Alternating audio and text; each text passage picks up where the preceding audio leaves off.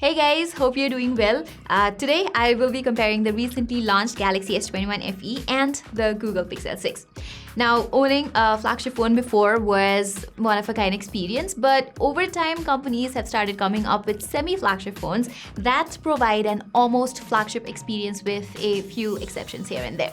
And these phones here with me belong to the same category. The Pixel 6 starts at $599, while the Galaxy S21 FE goes for a slightly higher $699 starting price. So the question has to be asked, which is the better semi-flagship phone among the two? For that, just like any other comparison videos that I've done in the past, I will be awarding points to each phone across different categories. Aspects such as display, cameras, and performance will carry greater weightage, that is 3 points each, whereas things like battery, software, design, and audio will be judged on 2 points. Finally, haptics and charging will carry a point each. With that out of the way, let's get to talking about which of these has a better design.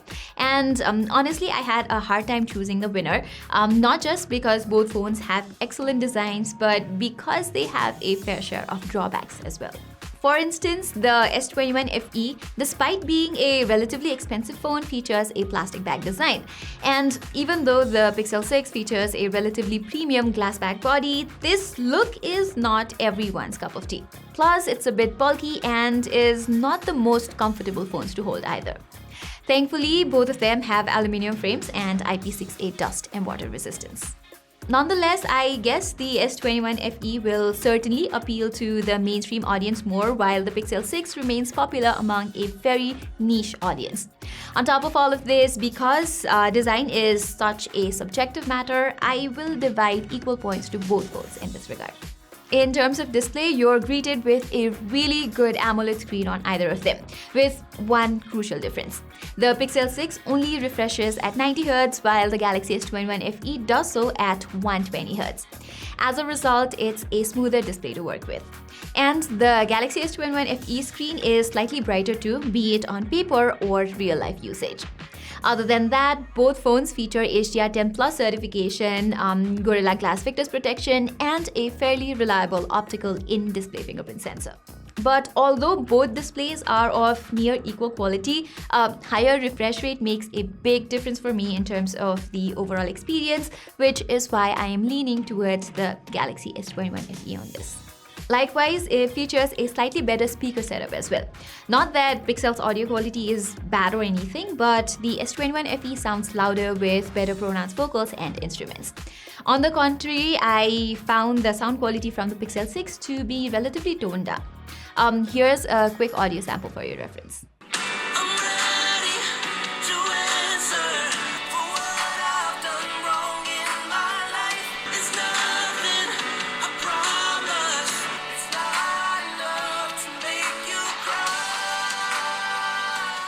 Okay, the aspect where the S21 FE disappoints big time is in the haptics department. It's clear that in order to reduce the cost, Samsung has made a huge compromise on the quality of the vibration motor here. As a result, its haptics feels sort of cheap, like something you'd find on most mid-range phones these days. In comparison, the Pixel 6 has much stronger vibration feedback, although it's not overwhelming, which makes for a really nice experience typing and navigating through the phone. Alright, let's now get to the more important stuff like performance and cameras, which I feel are crucial aspects in the semi-flagship category. The Pixel 6 is powered by Google's proprietary Tensor SoC made in collaboration with Samsung, while the Galaxy S21 FE features Samsung's in-house Exynos 2100 that debuted with last year's Galaxy S21 series. And looking at the benchmarks, both phones are quite neck to neck. I found the raw performance on them to be quite similar as well. Like always, I ran an app opening and multitasking test on these phones, where the Galaxy S21 FE managed to complete the entire loop faster, but only by mere seconds. So I wouldn't say that puts the Pixel 6 at a disadvantage here. Nevertheless, gaming is where I found the Pixel 6 bearing more consistent results, especially in demanding games like Genshin Impact. I was able to achieve 35 FPS with 74% stability on average while playing the game in highest settings with 60 FPS mode. As you can see from this chart, the S21 FE would also hit the 35 to 40 FPS mark, but with a lot of fluctuation. Achieving a comparatively worse 68% stability, its FPS count would sometimes drop to as low as 12. Even bringing down the game settings to high graphics and 60 FPS mode does not quite make things that better or stable here. Although the phone starts off with a pretty decent 45 FPS average, it later drops to as little as 16 FPS as well. Pixel 6, on the other hand, gets underway with a modest 38 FPS, but it does not fall as much as the Galaxy S21 FE. Even in Mech Arena, which is another demanding title, the Pixel 6 can deliver better stability where it kicks off with a stable 90 FPS, then casually dropping to 88 FPS later on. The S21 FE, which supports 120 FPS gameplay here, starts off at 113 to 118 FPS, but that quickly dips to as low as 77 FPS too. Do note that both of these phones get slightly hot at this point. On the other hand, PUBG Mobile hits 55 to 60 FPS on average with minor frame drops on the Galaxy S21 FE, whereas the Pixel 6 bears a stable 60 FPS with 99% stability. Lastly, Call of Duty is well playable with 60 FPS even under the highest of settings on both the devices. Overall, with a similar CPU and a more consistent GPU performance, it would be fair to say that Google's Pixel 6 provides a more stable experience between the two.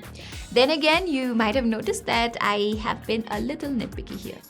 Okay, moving on to the software side of things, I have always been a huge fan of Samsung's One UI, but Pixel's stock Android experience is on a whole different level, at least for me.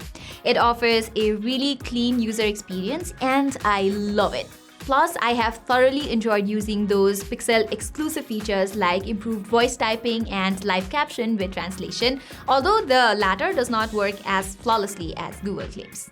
Do note that both phones run the latest version of Android out of the box, but if you're looking for the cleanest Android experience, Pixel phones are where it's at. And even in terms of updates, we know that Pixel phones are the ones that get it the soonest. But what Samsung's doing in terms of software support is nothing short of incredible either. In this case, Google has promised a total of 3 years of major OS and 5 years of security updates on the Google Pixel 6, while Samsung falls a little short with 4 years of security updates and an equal number of Android updates.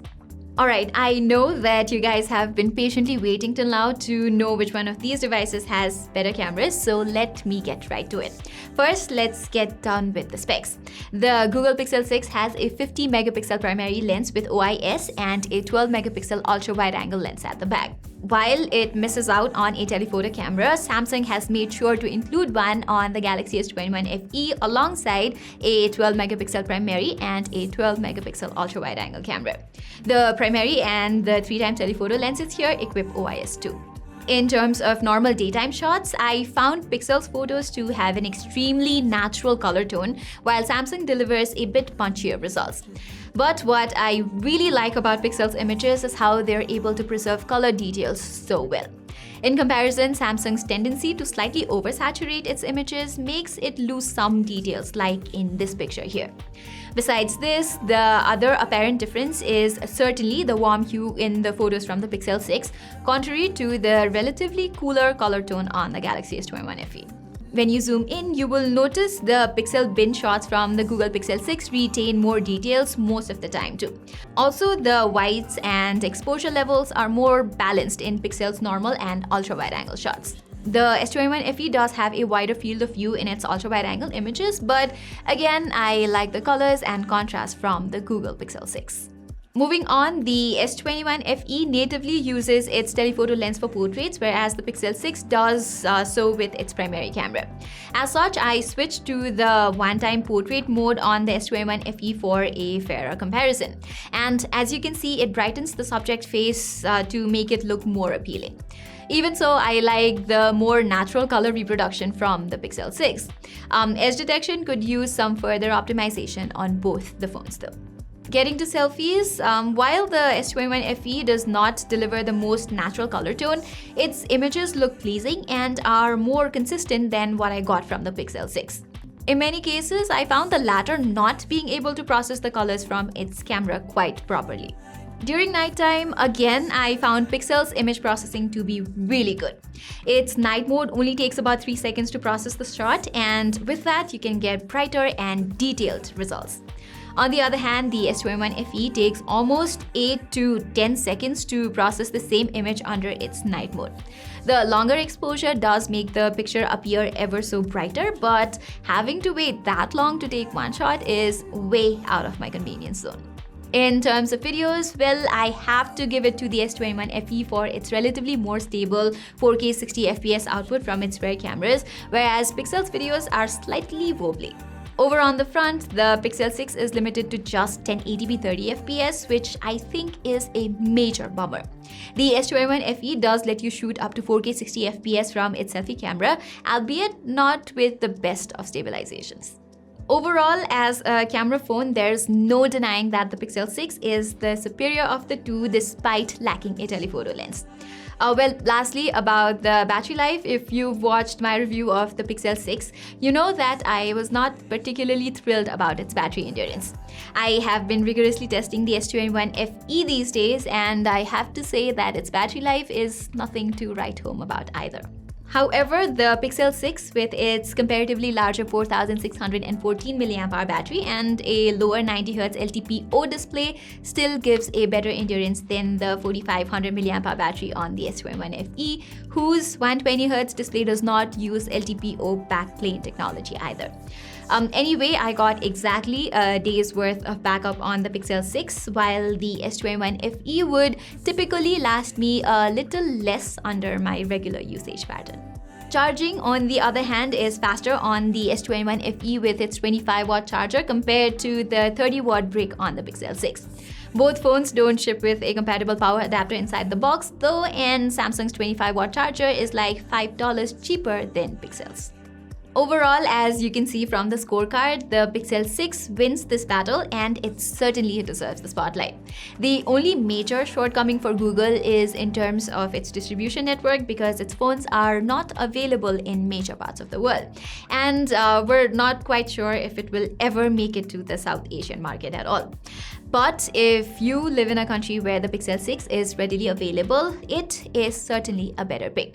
Not only is it better than the S21 FE, but it's also $100 cheaper. I think Samsung kind of made a mistake with the S21 FE, to be honest. Had the company launched this phone back in October, which was actually first rumored to, and if Samsung had kept the price a bit more aggressive, I believe the S21 FE would have been a stellar phone, just like last year's S20 FE, which is still available, that too at a discounted rate. So guys, that was all for our comparison of the Google Pixel 6 and Samsung's latest Galaxy S21 FE. If you like this video, don't forget to give it a thumbs up, and if you like our content, don't forget to hit that subscribe button and click the notifications icon as well. Till then, I'm Pratima, and I will see you in my next video.